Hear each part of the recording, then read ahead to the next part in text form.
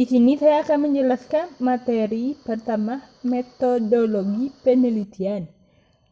Yang materi pertamanya yaitu menjabarkan pola berpikir ilmiah dan non-ilmiah.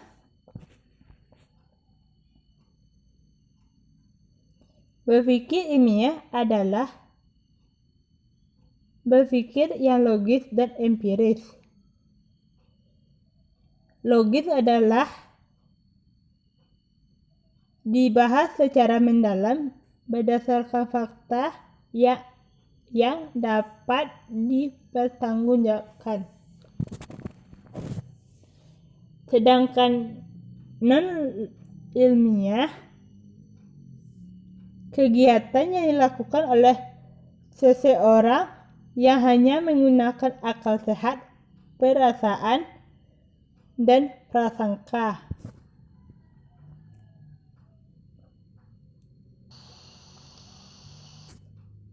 Selanjutnya menjelaskan hakikat, tujuan, dan fungsi penelitian pendidikan. Hakikatnya yaitu penelitian dilakukan dalam bidang yang menggunakan teori, konsep, dan metodologi penelitian. Selanjutnya, fungsinya ada dua, yaitu mengembangkan ilmu pengetahuan. Yang kedua, meningkatkan pencarian metode ilmiah. Selanjutnya ada tujuan. Tujuannya adalah menemukan prinsip-prinsip umum atau menafsirkan tingkah laku yang ada atau dapat dipakai untuk menerangkan, meramalkan, mengendalikan kejadian-kejadian dalam lingkungan pendidikan baik formal, informal, dan non-formal.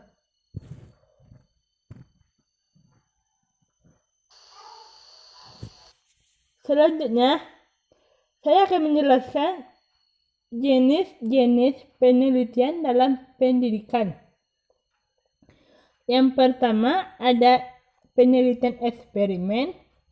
Yang kedua korelasi. Yang ketiga ada kausal komparatif. Yang keempat ada survei. Yang kelima ada kualitatif. Yang keenam ada historis. Yang ketujuh ada penelitian tindakan kelas. Yang kedelapan ada R dan D.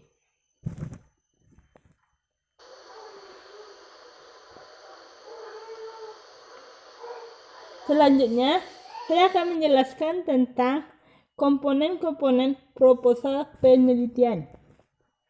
Yang pertama ada judul. Yang kedua ada latar belakang masalah. Yang ketiga ada rumusan masalah. Yang keempat ada tujuan masalah. Yang kelima ada manfaat dari penelitian. Yang keenam ada tinjauan pustaka. Yang ketujuh ada kerangka, konsep, dan hipotesis. Selanjutnya ada metode penelitian. Selanjutnya ada jadwal dan lokasi penelitian. Selanjutnya ada lampiran.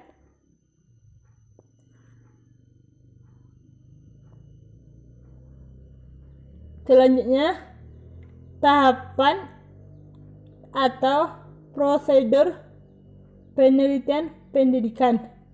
Yang pertama ada mengidentifikasi masalah. Yang kedua, merumuskan dan membatasi masalah. Yang ketiga, melakukan studi kepustakaan. Yang keempat, merumuskan hipotesis. Yang kelima, menentukan desain dan metode penelitian.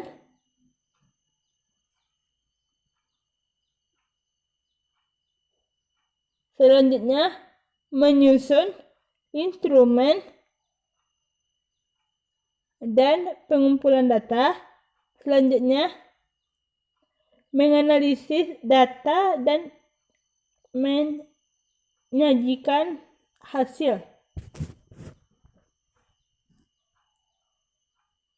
Hambatan dalam penelitian, yang pertama kekurangan biaya, yang kedua kekurangan sarana penunjang penelitian, yang ketiga keterbatasan SDM atau sumber daya manusia, yang keempat tidak adanya dukungan pemerintah, yang kelima keterbatasan waktu, yang keenam langkah-langkah penelitian pendidikan, yang ketujuh mengidentifikasikan masalah.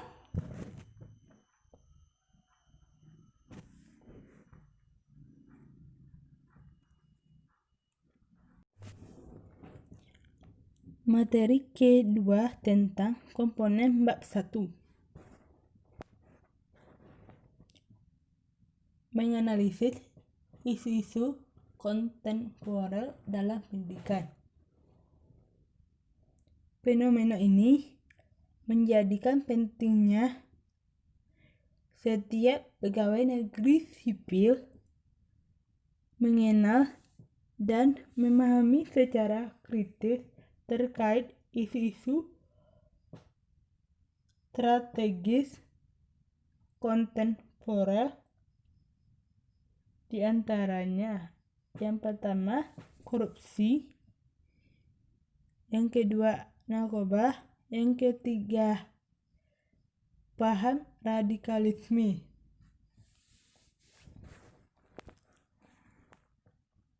Selanjutnya, menjabarkan kriteria pemilihan judul penelitian dengan contohnya. Yang pertama, judul yang menarik.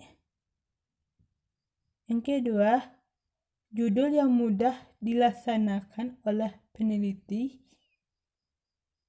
Yang ketiga, judul seharusnya dapat dimanfaatkan dalam pengembangan ilmu.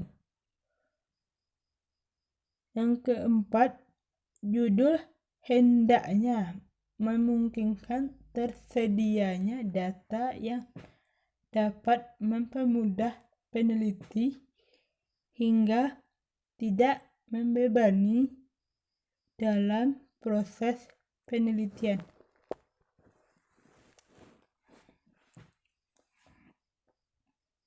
Yang kelima, judul tidak boleh sama dengan judul yang lain.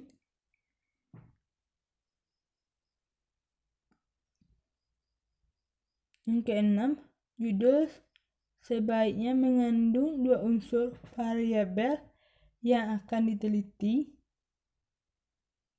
Yang ketujuh, judul sebaiknya menggunakan kalimat pernyataan. Yang kedelapan, judul hendaknya mengandung kejelasan isi, singkat, dan tepat terhadap masalah yang akan diteliti.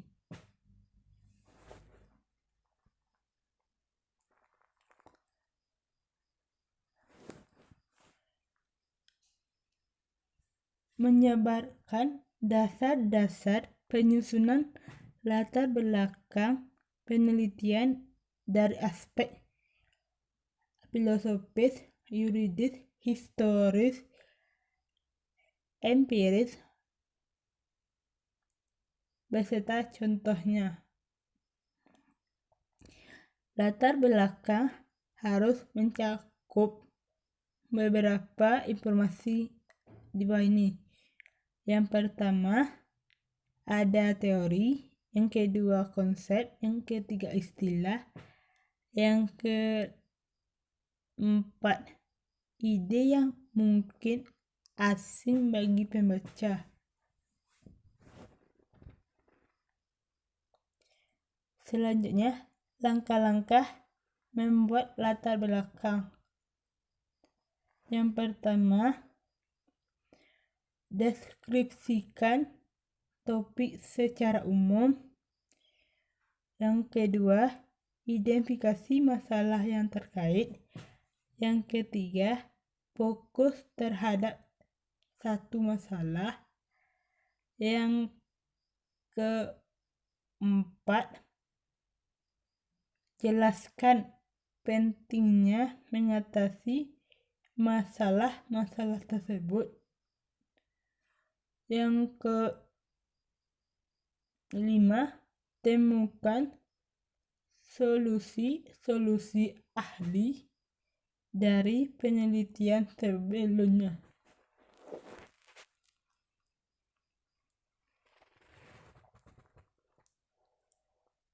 Menjelaskan langkah-langkah mengidentifikasikan masalah penelitian pendidikan dengan contohnya. Secara umum, identifikasi masalah adalah bagian dari proses penelitian yang ada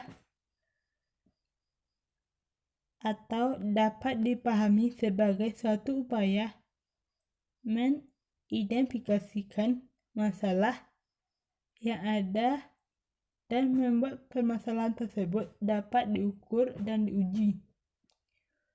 Secara umum, identifikasi masalah terdiri atas 3 langkah.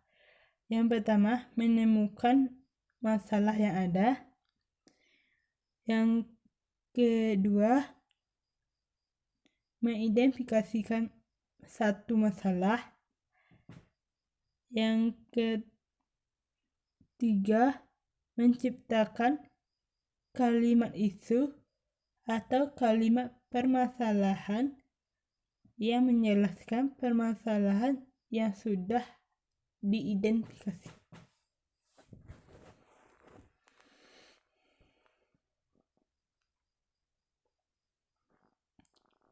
Selanjutnya, menjabarkan batasan penelitian pendidikan berdasarkan contohnya. Batasan masalah adalah ruang lingkup masalah atau upaya membatasi ruang lingkup masalah yang terlalu luas dan lebar sehingga penelitian itu lebih bisa fokus untuk dilakukan.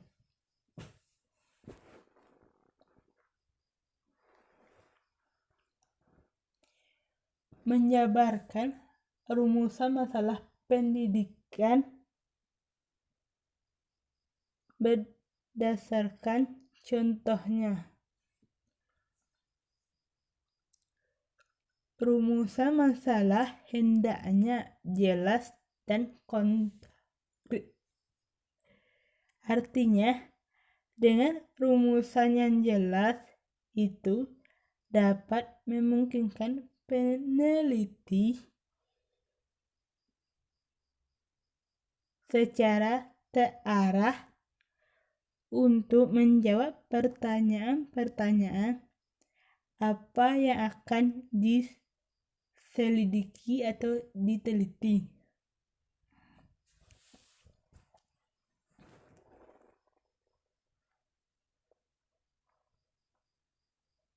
Menjabarkan tujuan penelitian. Yang pertama,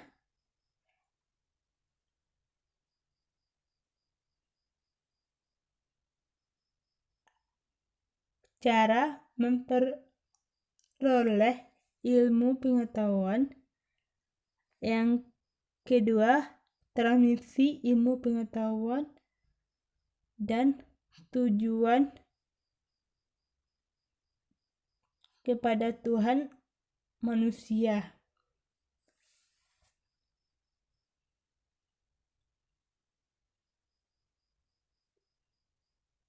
Yang ketiga, hakikat ilmu laduni dalam konteks ilmu pengetahuan lainnya. Menjabarkan kegunaan, manfaat penelitian pendidikan dan contohnya. Yang pertama, dapat menggambarkan keadaan pendidikan dan kemampuan sumber daya yang ada. Yang kedua, alat untuk menganalisis sebab kegagalan serta masalah yang dihadapi dalam praktek kependidikan, sehingga mudah dicarikan solusi penanggulangannya. Yang ketiga, alat untuk menyusun kebijakan-kebijakan dalam penyusunan strategi pendidikan. Yang keempat, dapat menggambarkan tentang kemampuan dalam pembiayaan serta tenaga kerja baik secara kualitas maupun kuantitas yang sangat berperan bagi keberhasilan praktek pendidikan.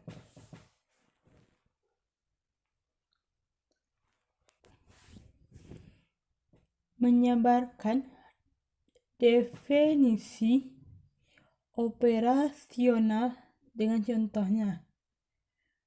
Definisi operasional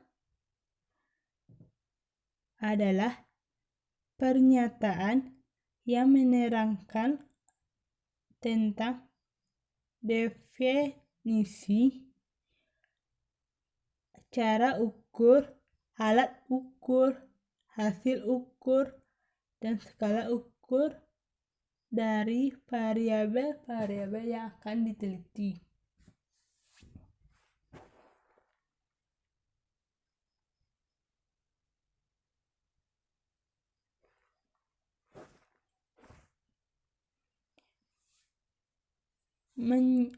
Menjabarkan asumsi dan keterbatasan beserta contohnya.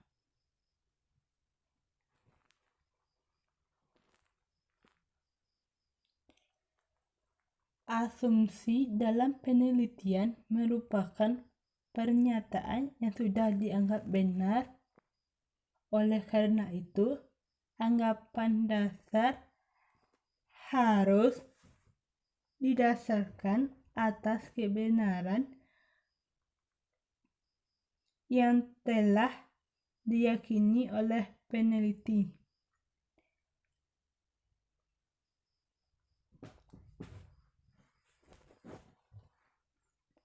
Keterbatasan penelitian adalah kesulitan-kesulitan yang mungkin dihadapi peneliti saat melakukan penelitian sudah harus diperhitungkan sebelum merencanakan penelitian.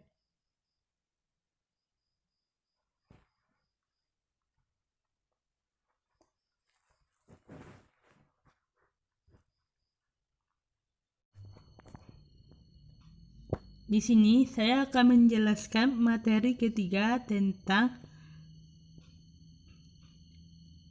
bab 2 kajian pustaka.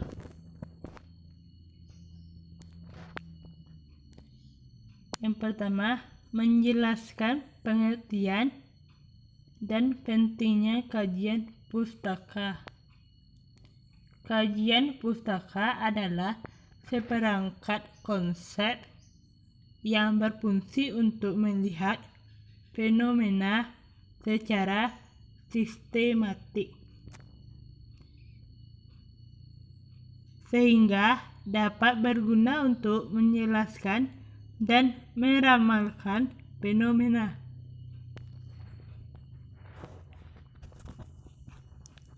Kegunaan kajian pustaka. Yang pertama, mengetahui sejarah masalah penelitian. Yang kedua, membantu memilih prosedur. Yang ketiga, memahami latar belakang masalah penelitian. Yang keempat, mengetahui manfaat penelitian. Yang kelima, menghindari duplikasi.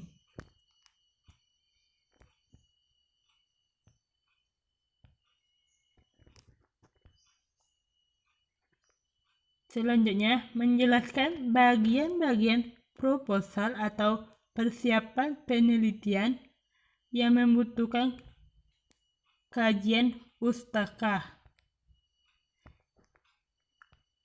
Yang pertama, pemilihan masalah dan judul penelitian. Yang kedua, menyusun latar belakang masalah, tujuan, hipotesis penelitian. Yang ketiga, menyusun metodologi penelitian.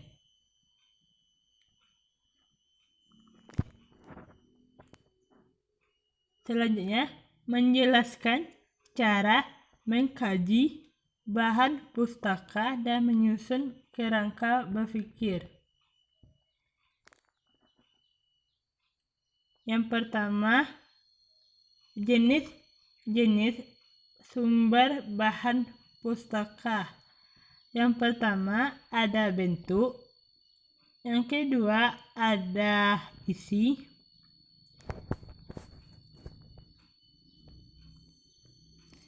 Yang ketiga,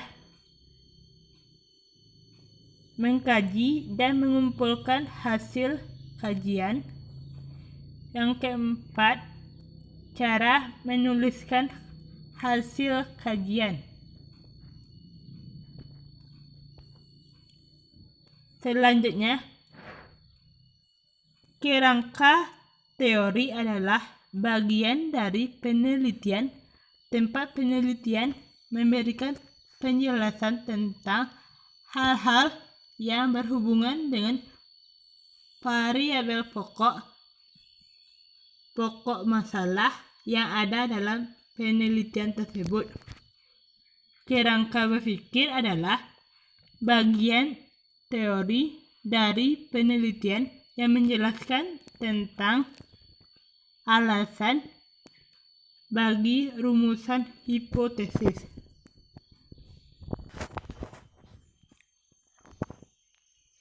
Selanjutnya, menyebarkan aturan pengutipan penulisan berdasarkan footnote, body note, dan endnote. Yang pertama ada body note yang letak pengutipannya berada pada badan teks makalah, artikel, dan karya ilmiah lainnya. Selanjutnya ada footnote. Footnote berada pada bagian bawah paragraf sebagai keterangan tambahan untuk informasi. Sedangkan endnote adalah catatan kecil jenis penelitian.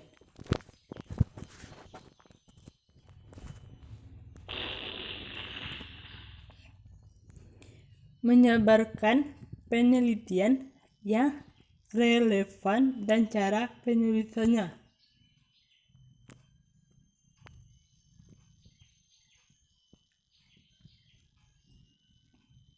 Penelitian yang relevan adalah sesuatu yang memiliki kajian dan hubungan erat dengan pokok masalah atau sesuatu yang sedang dibahas dan diteliti tersebut.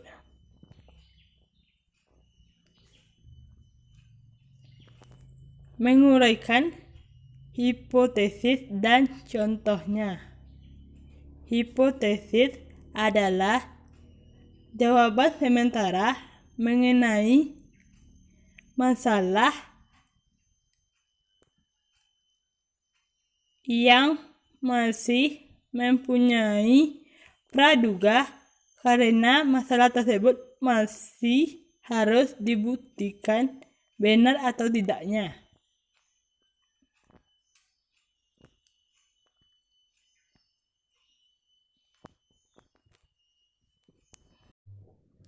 Assalamualaikum warahmatullahi wabarakatuh. Perkenalkan, nama Monika Putri, NIM 1814080043, jurusan Tadris IPA Fisika B, dengan mata kuliah Metodologi Penelitian, dengan dosen pembimbing Meliasari SPD MSI.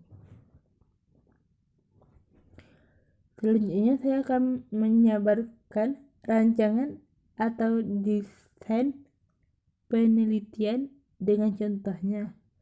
Rancangan penelitian adalah proses pengumpulan dan analisis penelitian. Ini berarti bahwa penelitian ini meliputi perencanaan dan melakukan penelitian.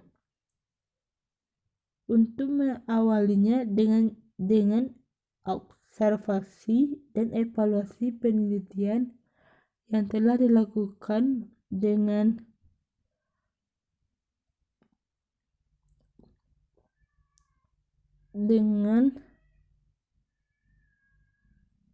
telah dikenal sampai pembentukan kerangka, diperlukan bukti lebih lanjut. Selanjutnya menjelaskan populasi atau responden penelitian dengan contohnya. Bagian ini bisa disebut juga dengan subjek penelitian atau partisipan. Peneliti harus menjelaskan siapa yang akan diteliti atau bahan yang akan diteliti dalam penelitian ini, dengan bagaimana cara mendapatkannya. Subjeknya itu bisa manusia. Oleh karena itu, aspek etika penting untuk dibahas, kecuali beberapa penelitian yang menggunakan pendekatan analisis wawancara atau analisis posting, di mana tidak melibatkan kontak dengan manusia sebagai subjek penelitian. Selanjutnya menyebarkan teknik pengambilan sampel dengan contohnya. Teknik pengambilan sampel adalah suatu cara mengambil sampel dari populasi. Populasi dalam penelitian ini dianggap homogen atau sejenis, menjadi digunakan random sampling, yaitu dengan mengambil sampel dari populasi dengan cara acak tanpa memperhatikan tingkatan.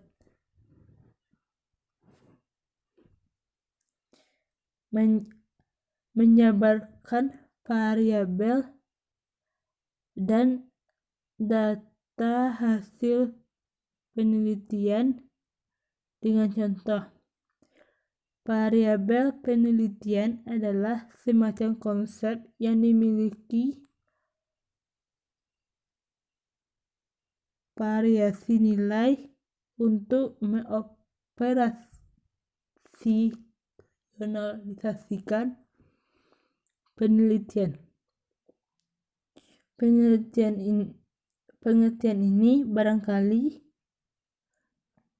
baru bisa dicerna apabila pembaca memahami apa konsepnya. Sebenarnya definisinya secara tidak langsung menjelaskan apa selain deskripsi filosofis yang abstrak.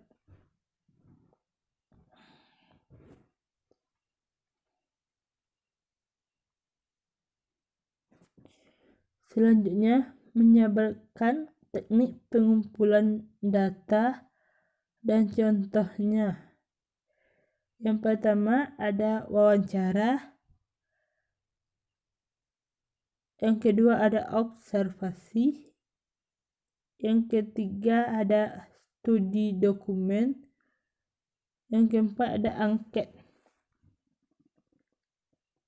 Menjabarkan teknik pengolahan data secara deskripsi.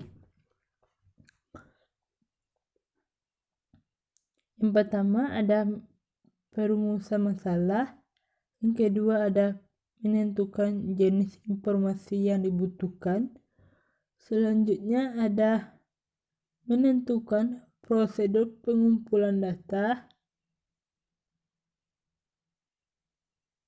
selanjutnya menentukan prosedur pengolahan data atau informasi. Yang kelima ada menarik kesimpulan penelitian. Selanjutnya menyebarkan teknik pengolahan data secara inferensial. Yang pertama, tentukan data populasi yang diinginkan. Yang kedua, tentukan jumlah sampel. Yang ketiga, pilih analisis yang cocok. Yang keempat, buatlah kesimpulan atas hasil analisis tersebut.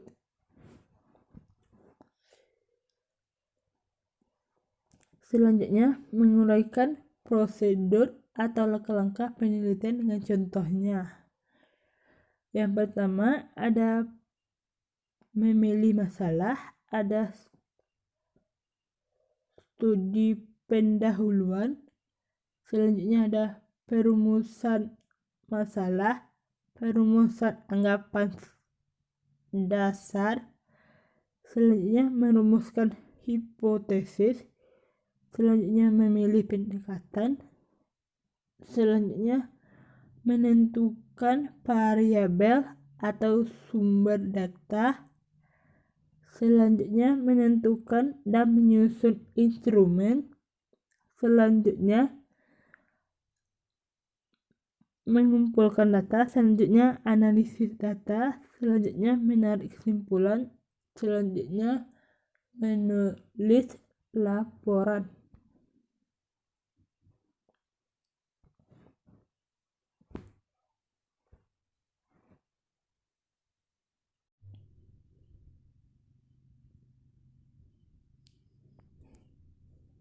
Menjelaskan deskripsi data hasil penelitian dengan contoh. Pada penelitian eksperimen, deskripsi, dan R dan D. Pengertian hasil penelitian adalah proses pengaturan dan pengelompokan secara baik tentang informasi suatu kegiatan berdasarkan fakta melalui usaha pikiran penelitian secara sistematis dan objektif untuk memecahkan suatu permasalahan atau menguji suatu hipotesis sehingga terbentuk prinsip-prinsip umum atau teori. Selanjutnya ada deskripsi data.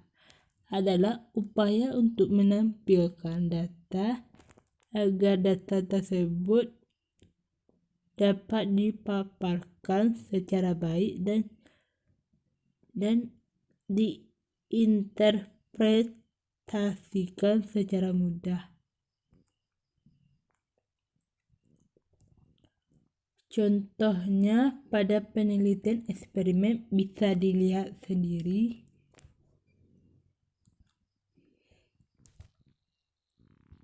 Menjelaskan analisis data hasil penelitian eksperimen dan korelasi dengan contohnya.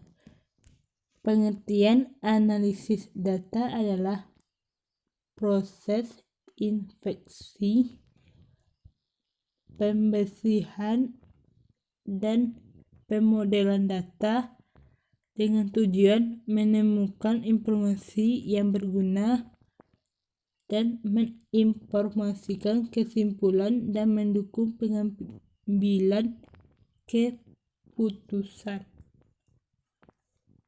Contohnya bisa dilihat sendiri. Selanjutnya, menguraikan pembahasan penelitian dengan contohnya. Pembahasan hasil penelitian adalah penafsiran hasil penelitian yang berkaitan dengan hipotesis.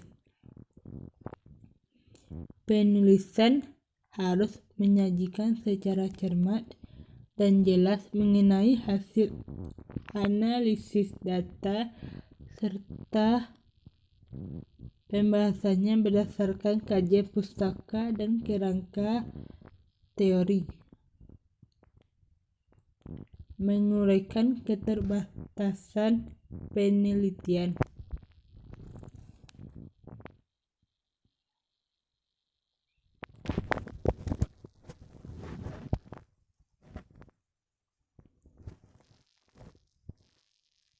Dapat dipaparkan hal-hal atau variabel yang sebenarnya tercakup di dalam keluasan lingkup penelitian, tapi karena kesulitan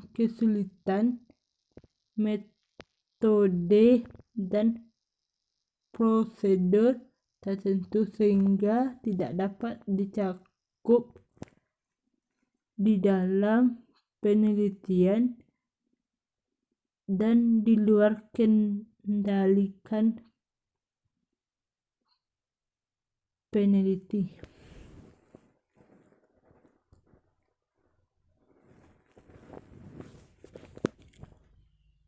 Menjelaskan cara menyusun kesimpulan dengan contohnya. Kesimpulan adalah rangkaian akhir dari bab yang telah disusun dari karya tulis, di mana penulis memberikan kesimpulan dari semua apa yang dibahas, sehingga poin-poin yang ada bisa lebih tepat sasaran dan berguna. Cara menyusun kesimpulan dengan cara memperhatikan teks yang telah dibuat secara cermat. Yang kedua, menulis detail data dan informasi yang penting dari tulisan. Selanjutnya, membuat simpulan dari apa yang telah dicatat pada informasi dan data dari tulisan yang dibuat.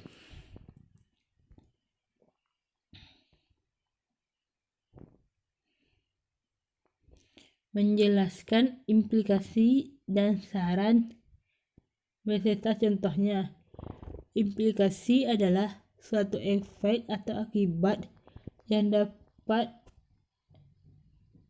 ketika objek yang diberikan suatu perlakuan dengan sengaja atau tidak sengaja, dan dampak ini akan dapat dilihat dalam jangka waktu tertentu. Saran adalah sebuah kalimat yang bertujuan untuk memberikan solusi mengenai permasalahan yang ada pada makalah. Biasanya saran disertai dengan kesimpulan yang merangkum apa saja bagian isi dari makalah serta menjawab tujuan dari makalah. Contoh implikasi bisa dilihat sendiri. Contoh saran: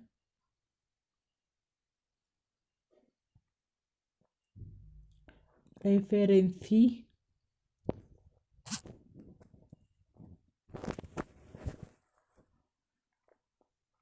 Assalamualaikum warahmatullahi wabarakatuh. Perkenalkan, nama Monika Putri dengan NIM 1814080043, jurusan Tadris IPA Fisika B18.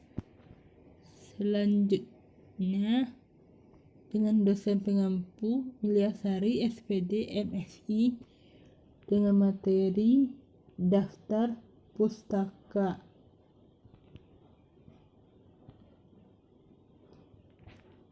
Pengertian daftar pustaka. Daftar pustaka adalah sumber yang dirujuk untuk menulis makalah akademis, artikel jurnal internasional, buku, kritik esai, atau jenis tulisan akademis lainnya. Fungsi daftar pustaka adalah sebagai sumber penulisan, sebagai rujukan, sebagai bahan yang dapat ditelusuri kembali. Selanjutnya, mengetahui sumber dengan jelas.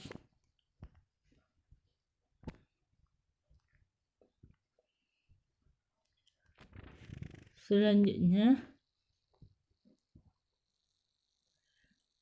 menganalisis cara penulisan footnote, body note, dan endnote di dalam makalah.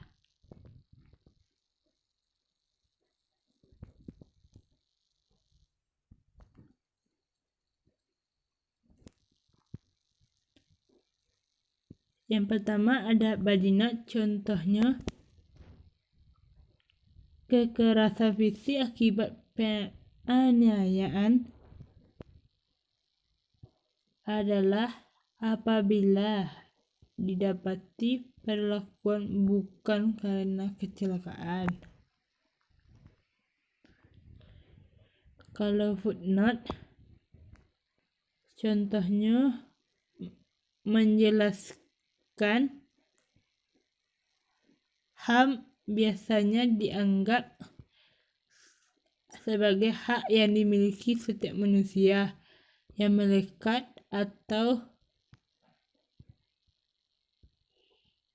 inheren padanya karena dia adalah manusia. Kalau endnote, Contohnya,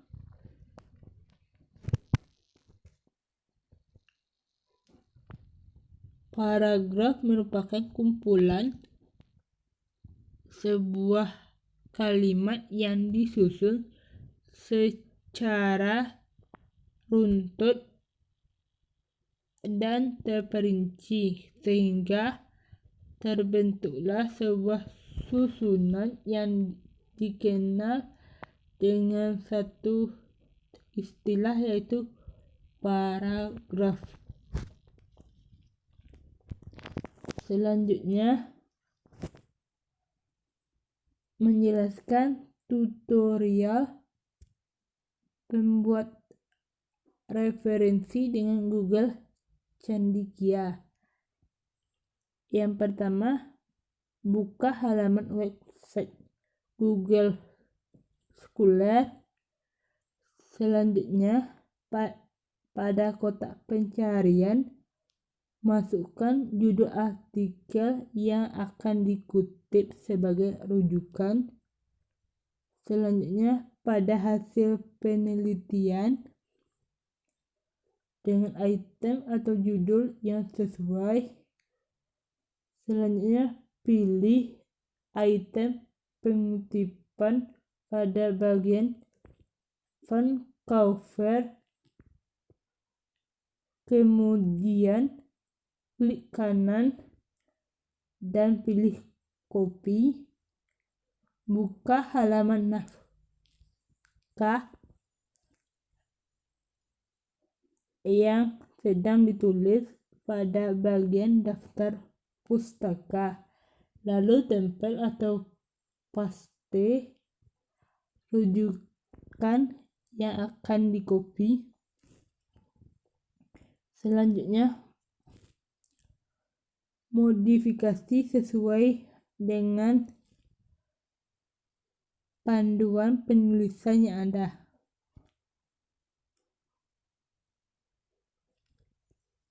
Selanjutnya, penulisan tutorial menggunakan tool referensi pada Word.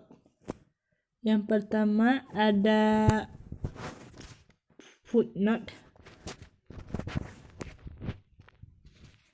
Sebelumnya, arahkan kursor pada bagian akhir paragraf yang akan diberi footnote. Pilih tab referensi. Akan muncul angka yang berada di atas. Selanjutnya isikan footnote. Selanjutnya, untuk menambahkan footnote, ulangi cara 1 dan 4.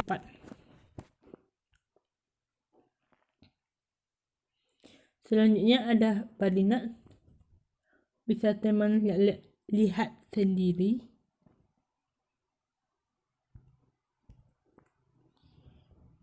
Selanjutnya add note. Arahkan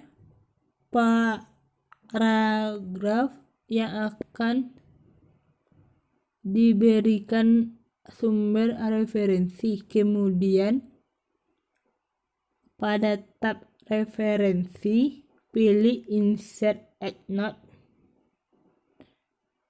Yang kedua, lalu kursor akan berpindah pada bagian untuk mengetik isi add note.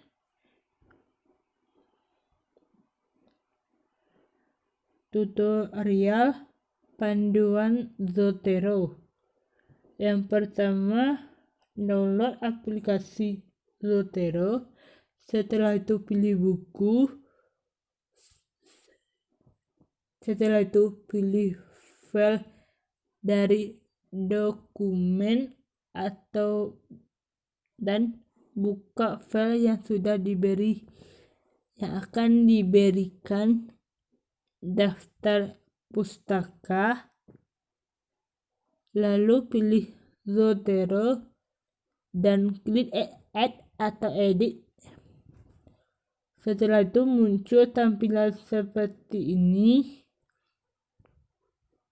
Selanjutnya Anda dapat memilih citation, style, atau model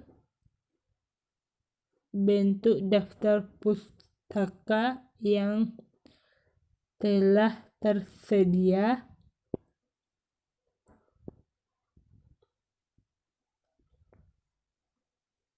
Panduan aplikasi Mendeley. Yang pertama, download aplikasi Mendeley. Buka aplikasi Mendeley. Masukkan referensi. Hubungkan Mendeley dengan Microsoft Word. Selanjutnya, buka dokumen yang telah dibuat untuk meletakkan daftar pustaka. Selanjutnya, apabila ada jurnal yang kurang memiliki keterangan seperti tahun terbit, penulis, dan lain-lain, maka akan dapat diedit dengan cara klik referensi, insert, go to Mendeley, klik jurnal atau referensinya, lihat kolom,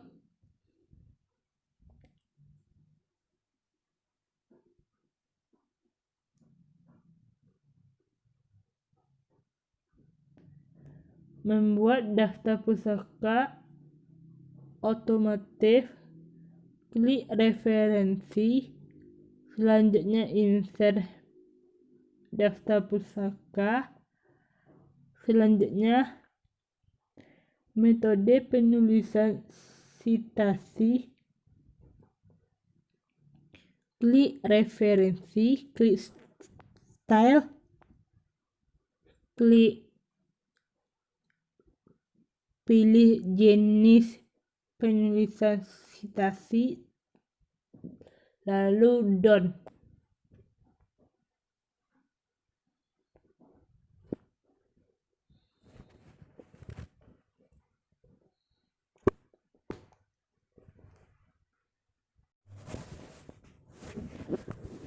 Assalamualaikum warahmatullahi wabarakatuh.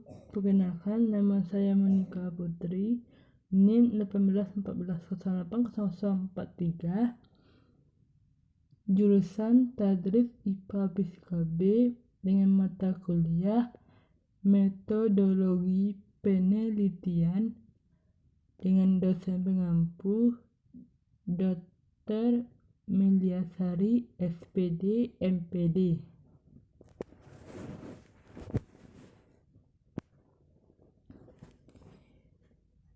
Saya akan menjelaskan tentang laporan hasil penelitian eksperimen.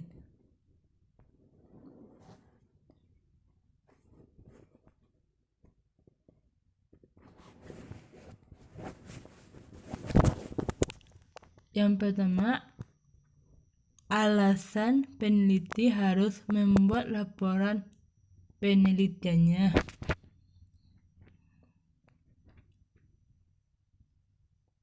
Alasannya karena laporan penelitian adalah bukti bahwa sebuah penelitian telah benar-benar dilakukan.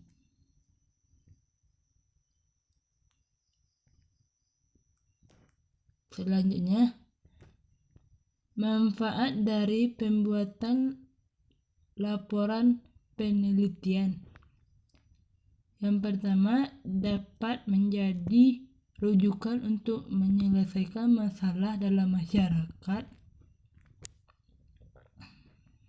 Selanjutnya, menjadi sumber informasi ilmiah untuk menambah wawasan. Selanjutnya, menjadi bahan untuk melakukan penelitian selanjutnya,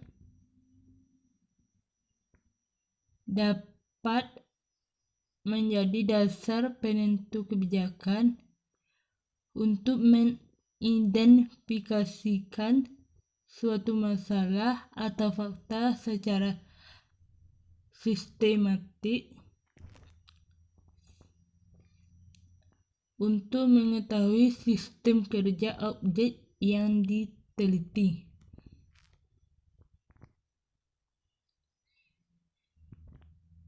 Selanjutnya, aturan penulisan laporan.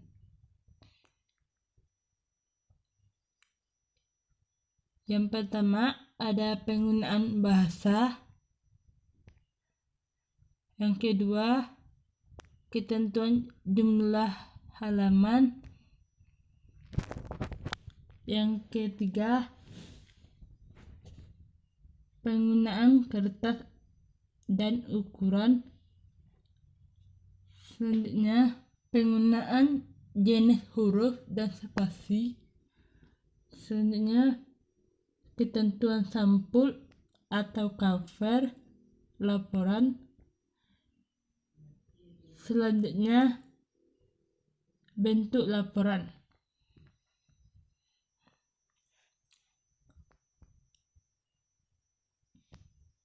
Aturan-aturan atau yang harus dipatuhi oleh peneliti.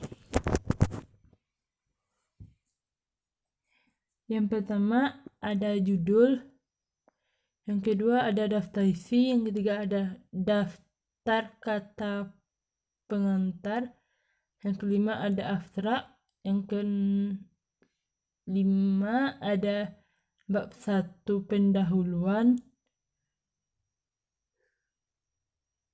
bab 2 tinjauan pustaka, bab 3 metodologi penelitian, bab 4 pembahasan, bab 5 penutup, selanjutnya ada referensi, selanjutnya ada lampiran.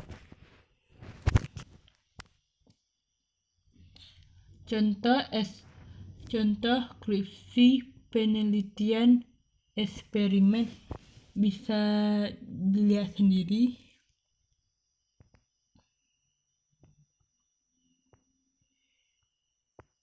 Laporan penunjang adanya penelitian eksperimen ini.